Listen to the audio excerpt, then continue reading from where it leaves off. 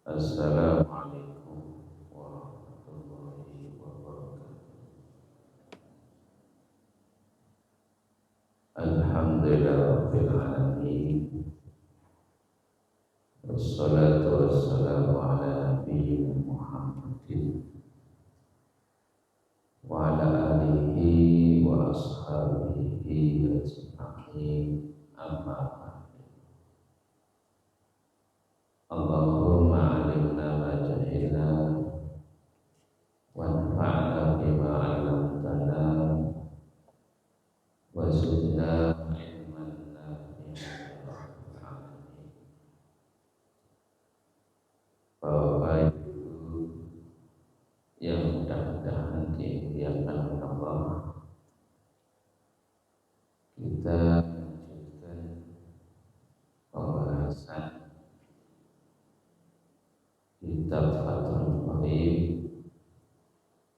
sampai pada pembahasan syarat-syarat sah bermakmum. Jadi kapan seseorang itu dikatakan sah bermakmum kepada imam, yang mana dia itu akan mendapatkan keutamaan sholat berjamaah.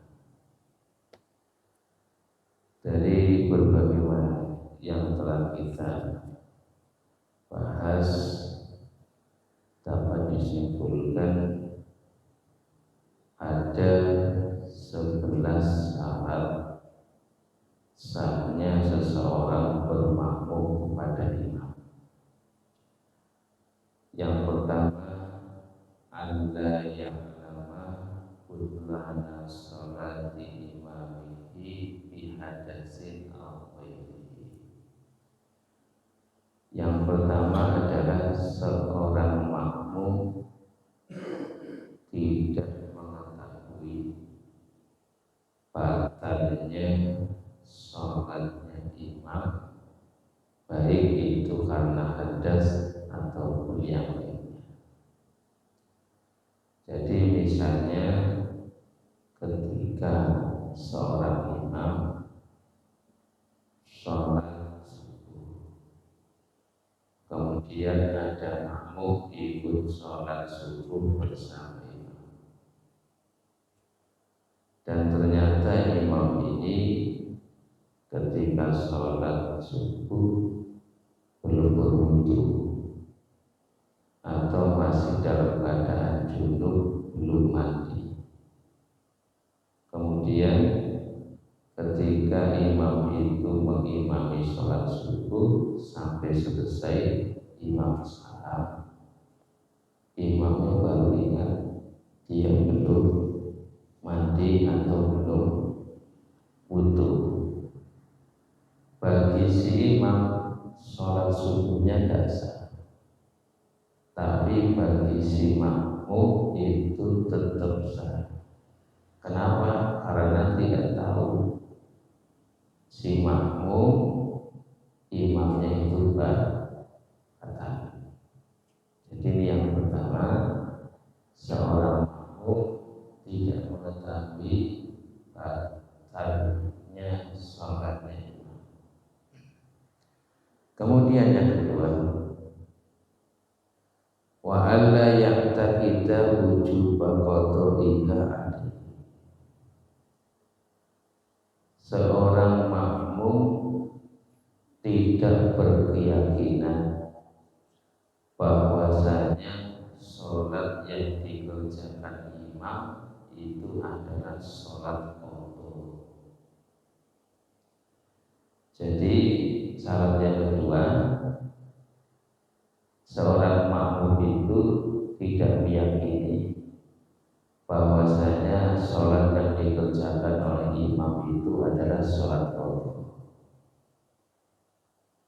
Seorang makmum harus berkeyakinan bahwasanya sholatnya imam itu sholat ada. Sholat ada dengan sholat qadha itu berbeda. sholat ada itu adalah sholat yang dikerjakan sesuai dengan waktunya. Kalau sholat qadha itu sholat yang dikerjakan di luar waktu sholat atau karena lupa maka dikerjakan pada waktu itu sebagai qadha. Nah, syarat yang kedua ini seorang makmum yakin sholat yang dikerjakan imam itu bukan qadha. Tetapi kalau yakin sholat yang dikerjakan imam itu adalah sholat qadha, ini tidak sah bermakmum kepada imam tersebut. Nah, kemudian yang ketiga, wa alla yakuna ma'muma. Imam ini tidak bermakmum kepada imam yang lainnya. Yang jadi imam tetap jadi imam, ya, yang jadi imam tetap imam. Artinya imam itu tidak bermakmum kepada imam yang lainnya. Nah, berbeda. Nah, ini berbeda. Ini ada kasus ketika seorang makmum masbuk, kemudian ketika imamnya itu selesai salat, maka makmum masbuk itu menyempurnakan sholatnya sendiri. Berarti sudah terputus daripada ikut dengan imam, dia bangun sholat sendiri. Nah, kemudian datang seorang yang memang bukan masbuk, ya karena imam sudah selesai. Nah, datang seseorang melihat ada makmum yang masbuk melengkapi sholat, kemudian datang ikut meniatkan bermakmum kepada makmum yang masbuk tersebut, itu diperbolehkan, ya, tidak mengapa. Nah, jadi demikian. Loh, kenapa boleh? Karena makmum masbuk itu sudah terputus mengikuti imam, maka ini boleh. Datang seseorang yang niat bermakmum kepada makmum yang masbuk tadi yang sudah selesai. Nah, jadi kalau memang misalnya ini jadi imam, ini ada ikuti ini, kemudian yang belakang berniat ikut makmum, yang makmum ikut imam, belum terputus. Nah, ini tidak boleh. Misalnya ini sholat subuh, depan ini imam, belakang makmum, ya. Kemudian datang seseorang niatnya bermakmum kepada apa? Ya, yang sok di belakangnya, oh saya mau ikut makmum dengan si fulan yang jadi makmum, itu tidak boleh. Nah, demikian gambarannya demikian. Tapi kalau misalnya ada makmum masbuk, imamnya sudah salam, makmum masbuk itu melengkapi sholatnya, berarti dia itu apa? Sholat sendirian. Nah, datang seseorang kemudian meniatkan bermakmum, boleh tidak? Itu diperbolehkan karena sudah terputus ikut dengan imam. Nah, demikian. Nah, kemudian berikutnya, wala ummiyah, imamnya itu bukanlah orang yang ummi. Ummi itu artinya tidak bisa baca Al-Quran dan tidak benar di dalam membaca Al-Fatihah. Jadi kalau ada imam tidak bisa baca Al-Quran, kita tahu imamnya tidak bisa baca Al-Quran. Kemudian kita tahu imamnya itu tidak benar di dalam membaca Al-Fatihah. Maka ketika makmum itu tahu imamnya tidak bisa baca Quran, imamnya tidak benar dalam baca Al-Fatihah, maka tidak sah mengikuti imam tersebut. Nah, kemudian yang kelima, wa alla yataqaddama ala imamihi fil mungkin. Seorang makmum dikatakan sah bermakmum kepada imam ketika si makmum ini tidak mendahului posisinya dengan si imam. Artinya kalau memang si makmum itu bermakmum kepada imam, maka makmum itu di belakang imam. Kalau cuma satu, makmumnya itu di sebelah kanannya imam. Dan berikutnya, wa an ya'lama intiqalati imamihi. Syarat yang keenam, seorang makmum itu mengetahui intiqalati imamihi, gerakannya si imam. Dengan cara apa seorang makmum mengetahui gerakannya imam? Yang pertama dengan suara si imam. Yang kedua melihat langsung gerakan imam. Yang ketiga melihat shaf yang paling akhir. Misalnya ini jamaahnya ramai, ya, otomatis makmum yang paling belakang kan tidak bisa lihat gerakannya si imam. Maka bagaimana untuk mengetahui gerakannya imam? Bisa dengan suaranya si imam, bisa langsung dengan gerakannya imam, atau dengan gerakannya shaf yang paling belakang. Oh ini apa namanya, imamnya ini mesti sujud. Kenapa? Makmum yang paling belakang itu harus sujud. Kalau demikian maka sah untuk bermakmum kepada imam. Kemudian yang ketujuh, wa an yajtami'a fi masjidin aw fi salasimi'ati dhira'in takriban.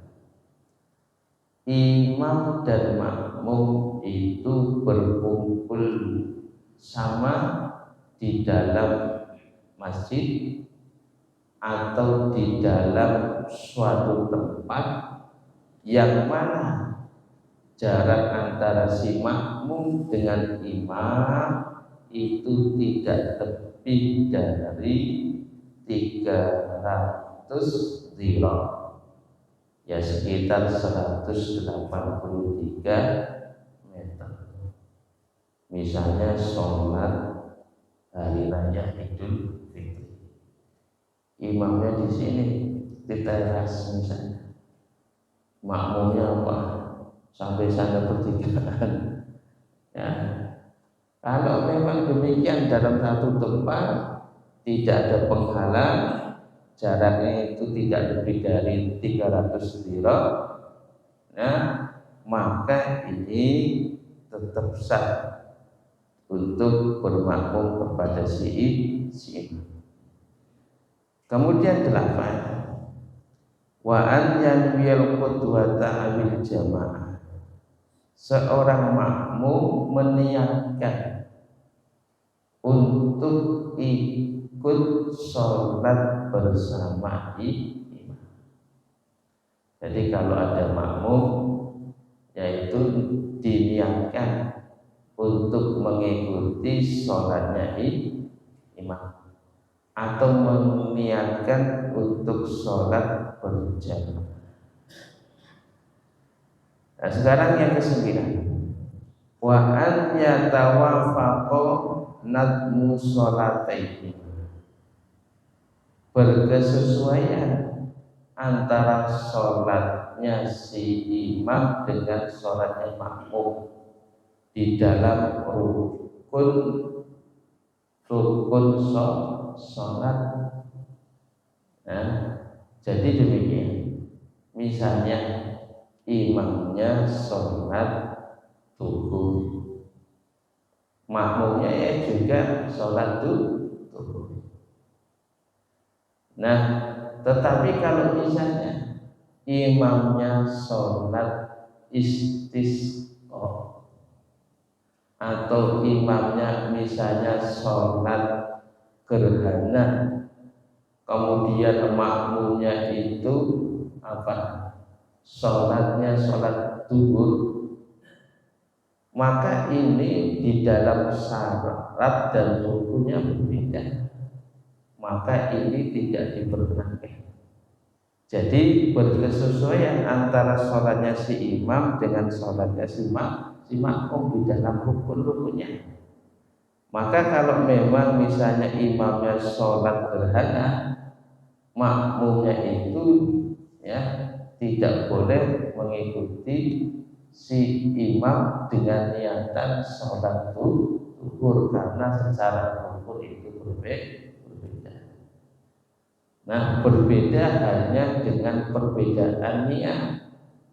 Misalnya kalau si imamnya itu adalah sholatnya sholat zuhur, sholat asar misalnya, sholat asar.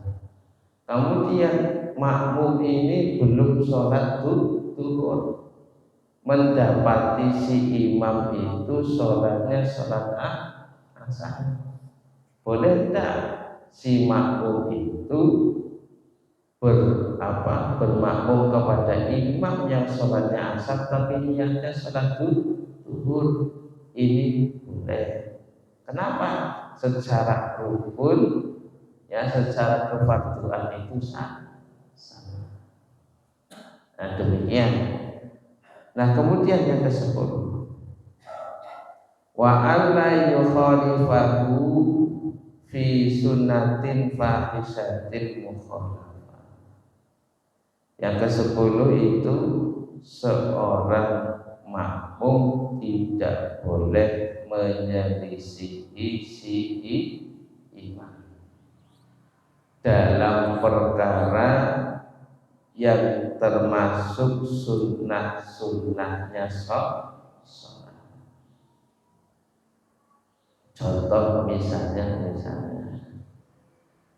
sujud tilawah itu sunnah atau wajib?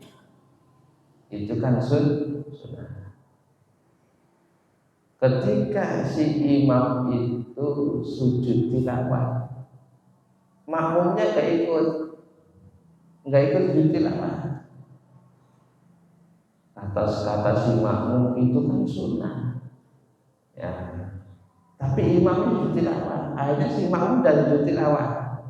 Nah, maka ini tidak sah bermakmum, meskipun dalam perkara yang sunnah, tetap harus ikut. Nah, jadi demikian. Makanya yang ke-11 itu wa anjutabi'ah, dan si makmum harus mengikuti gerak-geriknya si imam. Kalau imamnya itu takbiratul ihram, makmum takbiratul ihram. Imamnya ruku, makmum ikut ruku. Imamnya itu iktidal, maka makmum juga ikut iktidal. Nah, makanya kalau misalnya si imam sudah ruku, makmum tetap masih berdiri. Kemudian imam itu iktidal, kemudian makmum tetap masih berdiri. Dia ketinggalan 2 rukun, maka ini tidak sah sholatnya si makmum, tidak sah bermakmumnya si makmum. Jadi kalau si makmum ketinggalan mengikuti si imam 2 rukun, maka ini tidak sah bermakmumnya. Ya, misalnya sholat subuh, makmumnya ngantuk, imamnya sudah i'tidal, itu masih apa? Berdiri belum ruku, belum i'tidal, masih berdiri gitu, ngantuk. Maka dia sudah ketinggalan 2 rukun, maka ini tidak dihitung mutaba'ah mengikuti si imam. Jadi yang ke-11 syarat sahnya bermakmum adalah mengikuti gerakannya si imam. Tetapi tidak mengikuti kaifiyahnya imam, tapi gerakannya si imam. Misalnya imamnya setelah i'tidal itu sedekap, ya, makmumnya enggak sedekap setelah ketika bangkit dari ruku, ketika i'tidal, ini enggak apa-apa, karena makmum itu mengikuti gerakan i'tidalnya imam. Imam i'tidal, makmum i'tidal. Adapun cara i'tidalnya itu tidak sama dengan. Yang penting ketika imam i'tidal, makmum harus i'tidal. Adapun setelah i'tidal imamnya sedekap lagi, sedekap makmumnya itu tidak sedekap, itu tidak jadi masalah. Ya, yang penting ketika Nabi mengatakan faida rafa'a farka'u, ketika imam ruku yang makmum ikut ruku. Wa idza ya rafa'a minhu, ya ketika bangkit dari ruku, makmum juga ikut bangkit dari ruku. Adapun kaifiyah berdirinya ketika imam sedekap, makmum enggak sedekap apa-apa. Ketika ini dan yang penting mengikuti gerakannya si imam, bukan cara atau kaifiyah. Ini 11 syarat sahnya bermakmum. Bapak Ibu yang mudah-mudahan dimuliakan oleh Allah, kita lanjutkan. Qala